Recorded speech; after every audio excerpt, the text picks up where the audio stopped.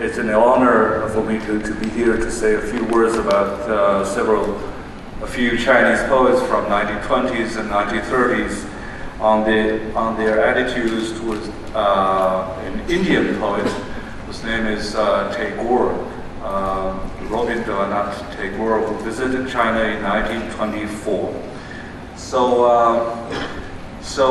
I think, well, you will all know about the May 4th movement in China in 1919. So several literary societies emerged in the wake of the May 4th movement.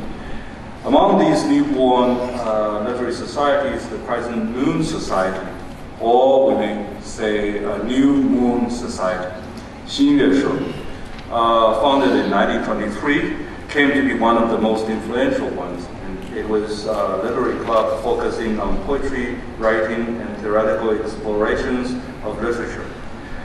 It also showed its interest in fields of philosophy, historical research, sociology, and so on. So if we take other societies, such as the Society of Creativity, founded in 1921, and its members were mainly educated in Japan as left-wing societies, then the Crescent Moon Society would have no choice but to be labeled as a right-wing society because of its cherishing of the idea of liberalism. Whereas the left-wing writers and poets and artists follow the way of social revolution. Although Wen Yiduo, one of the core members of the Crescent Moon Society, became a fighter against the Kuomintang government later and was assassinated by the Kuomintang in 1946. The name of the Crescent Moon Society came from a small book of poetry in English published in 1913 by the Indian writer Tagore. It is said that the name was given by the poet Xu Zhimo to the society. Some recent information shows that the name was given by Zhang Hongchun, actually mentioned by Professor Liu. So both of them, Xu Zhimo and Zhang Hongchun, they were educated in Columbia University. They got their master's degrees from the university. It's interesting. So when the Chinese poets who, with backgrounds of Western education, try to find a name for themselves in 1920s, they prefer to follow an Indian writer who was highly acclaimed within the Western world after the First World War. Others who took part in the society were also Western educated. Hu Shi, also mentioned by Professor Liu. Hu Shi is one of the core figures of this literary society. And another important figure of the society, whom I mentioned previously, is Wen Yiduo, who was assassinated later by the Kuomintang.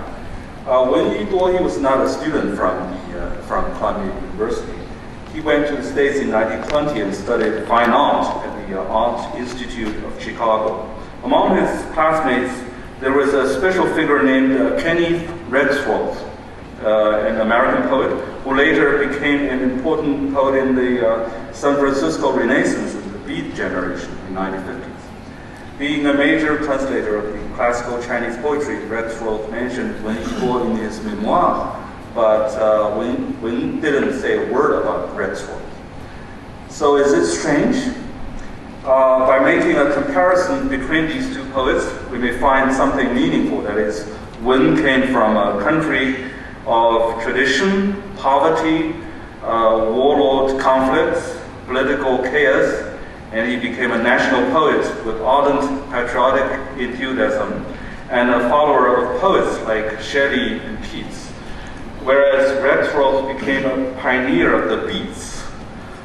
Wen Yiduo went to New York in 1924 from Chicago and stayed with Yu Shangnan, who was a student of Columbia University majoring in Western drama. It might be interesting to say that, to a certain extent, the Crescent Moon Society was the Students' Literary Society of Columbia University. Of course, there were others who were from Harvard and so on. This society was first organized in Beijing and Peking.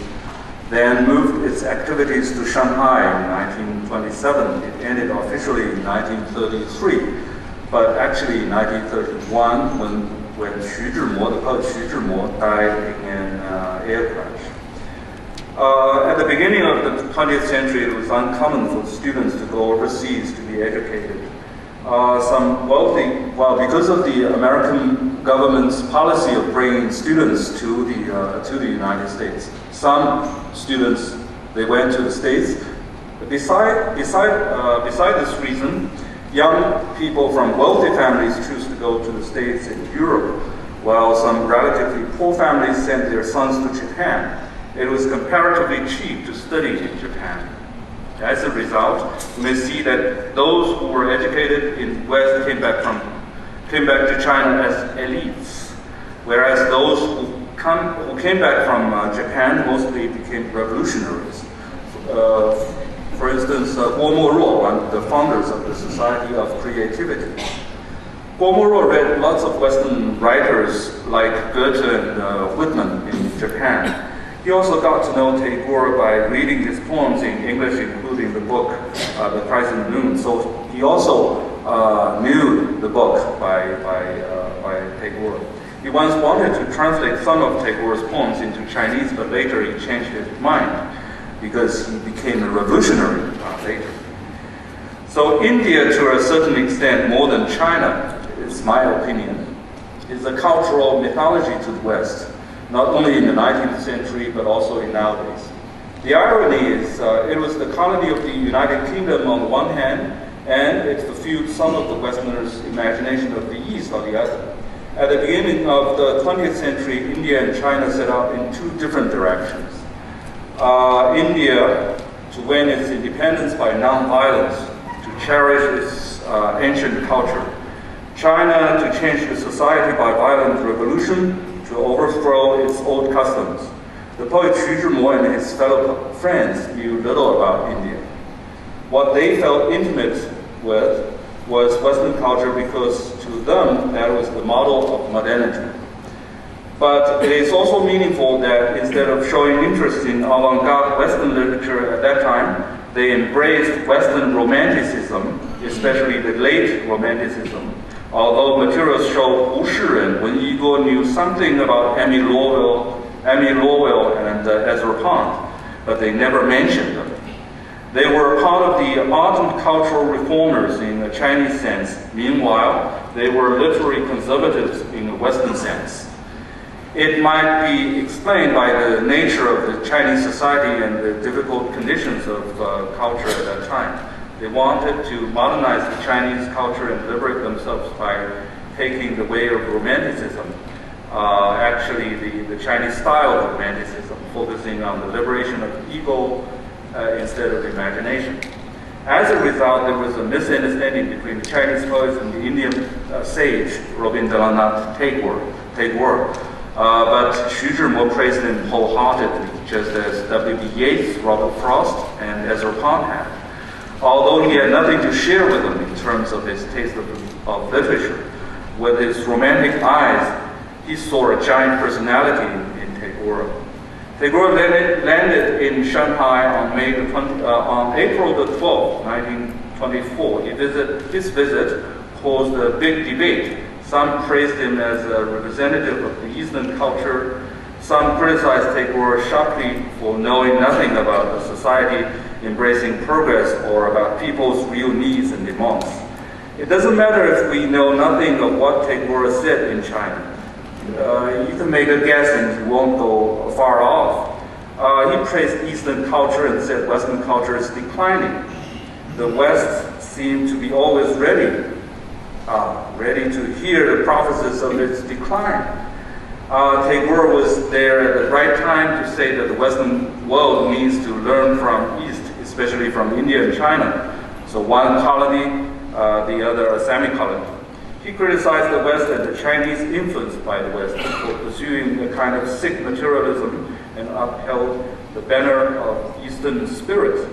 Did he bring new values to the Western world or entertain his Western listeners by providing spiritual thrills? All these misunderstandings met in China in 1920s. It seems that the Indian poet didn't come to China directly from India and the Bengali language, his language, but from India via Europe and the States and the language of English. Some Chinese were inclined to agree with Tagore, including Feng Youlan and others, because of his superior and harmonious personality, which may comfort us without limit and may dig out the cramped fountain of the heart and show the direction and dimensions of our efforts and may correct the un-Euro indulgence of modernity and may touch our hearts by evoking ancestors and may smooth our panic in a period of transition and may enlarge our sympathy and love and may lead us to a wholesale dreamland. So Xu Zhimo acted as civilized Chinese at that time. There are two ways to explain his attitude towards Tagore. One, being a modern romantic poet in a warlord's China, his modern sense was overdone. He condemned modern civilization as shocking, wasteful, greedy, violent, selfish, self-entertaining, rife with mutual jealousy and in want of balance from humanism. Second, he was so superficial that he didn't understand Tagore at all. Furthermore, his whole response to it was out of vanity, to show how he belonged to the real modern world. The poet Xu Zhimo also criticized Tagore, but I'm going to skip it and let's see some other people's response. So the sharpest criticizing words come from Chen Duxiu. Chen Duxiu was born in 1879 and died in 1942. He was a comrade of Wu Shi at the beginning of the May 4th movement, and later became a communist and the general secretary of the early Communist Party of China. He was one of the first persons who translated Tagore's poems into Chinese, but then he published an article criticizing Tagore. He criticized Tagore for his opinions of material life.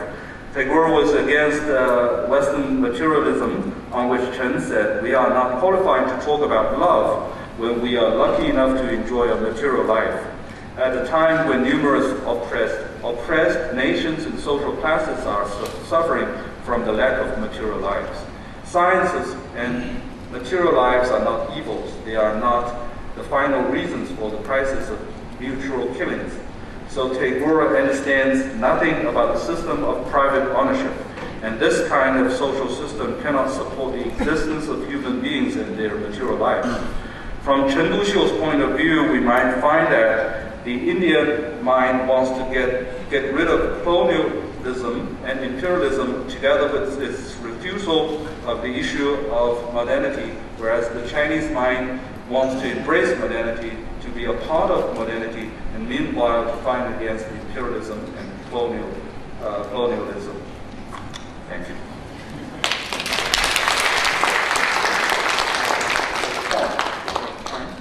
I'm going to read just a few lines, a very short poem. It's about my grandma, but actually she's not my grandma. She's a grandma. 我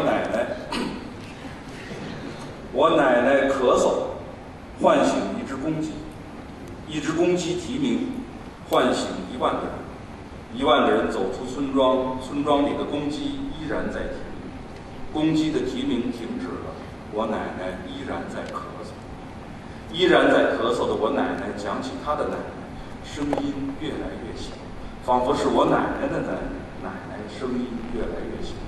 我奶奶讲着讲着就不讲了，就闭上了眼睛，仿佛是我奶奶的奶奶到这时才真正死去。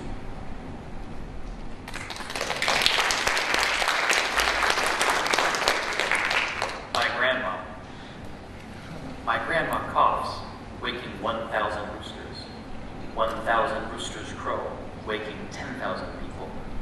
10,000 people walk out of the village. The roosters in the village are crowing still. The rooster crowing stops.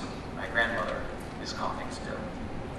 My still coughing grandma mentions her grandma, her voice getting softer, as if it were my grandma's voice getting softer. My grandma talks and then stops talking, shutting her eyes, as if it were only now that